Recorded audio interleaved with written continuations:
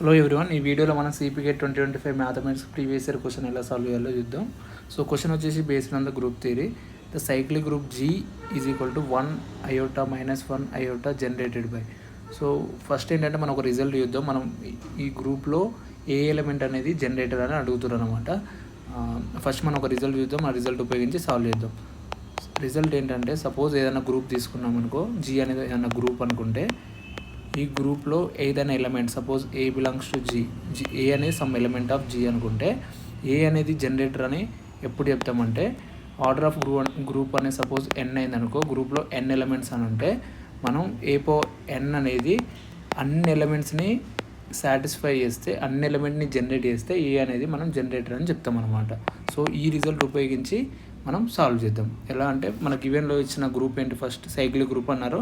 ఆ గ్రూప్ వచ్చేసి G అనేది 1 iota minus 1 minus iota. Cyclic group అంటే మనకు తెలుసు, దాంట్లో ఖచ్చితంగా జనరేట్ చేసే ఎలిమెంట్ అనేది ఖచ్చితంగా ఉంటుంది అనమాట. సో ఫస్ట్ మనం 1 తీసుకుందాం. 1 అనేది జనరేట్ చేస్తా లేదా చూద్దాం.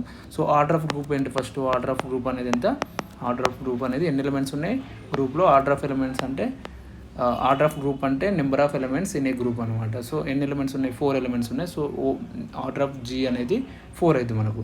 సో ఇప్పుడు ఒక్కొక్క ఎలిమెంట్ తీసుకొని చెక్ చేద్దాం. 1 అనేది సపోజ్ మనం జనరేట్ అనుకుంటే ఎలా తీసుకోవాలి, 1/1 ఎంత ఇస్తుంది మనకు, 1 ఇస్తుంది. 1 స్క్వేర్ కూడా 1 ఇస్తుంది.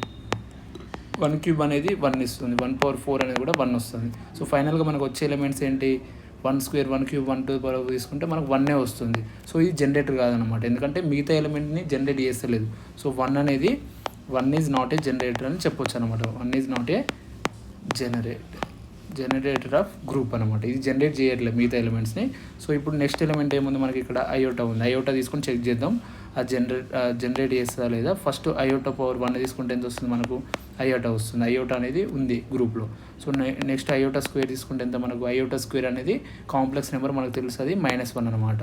సో -1 కూడా వస్తుంది. నెక్స్ట్ అయోటా క్యూబ్ తీసుకుంటే ఎంత వస్తుంది, అయోటా క్యూబ్ని మనం ఇలా కూడా రాయొచ్చు, iota square into iota. Iota square అనేది ఎంత మనకు, -1 ఇంటూ అయోటా. సో దీన్ని మైనస్ అయోటా కూడా రాయొచ్చు. సో థర్డ్ ఎలిమెంట్ ఏం జనరేట్ చేసింది, మైనస్ అయోటా. నెక్స్ట్ ఎలిమెంట్ ఏంటి, iota power 4. So iota power 4ని మనం ఎలా రాయొచ్చు, iota square into iota square. So దీన్ని అయోటా స్క్వేర్ అనేది మనకు -1 వస్తుంది, అండ్ ఇక్కడ అయోటా స్క్వేర్ అనేది కూడా -1 వస్తుంది. ఈ రెండింటిని మల్టిప్లై చేస్తే మనకి ఏమొస్తుంది, 1 వస్తుంది. సో ఇక్కడ అయోటా అనేది ఎన్ని ఎలిమెంట్స్ జనరేట్ చేసింది, ఐని జనరేట్ చేసింది, -1 జనరేట్ చేసింది, మైనస్ అయోటా జనరేట్ చేసింది, అండ్ 1ని జనరేట్ చేసింది. సో దీంట్లో గ్రూప్లో ఉన్న అన్ని ఎలిమెంట్స్ని జనరేట్ చేసింది. సో మనం ఏమని చెప్పొచ్చు అంటే, ఐ అనేది జనరేటర్ ఆఫ్ ఏ గ్రూప్ అని చెప్పొచ్చు అనమాట. సో ఇది correct answer. I is the generator of group G. So option వచ్చేసి ఆప్షన్ 1 అనమాట కరెక్ట్.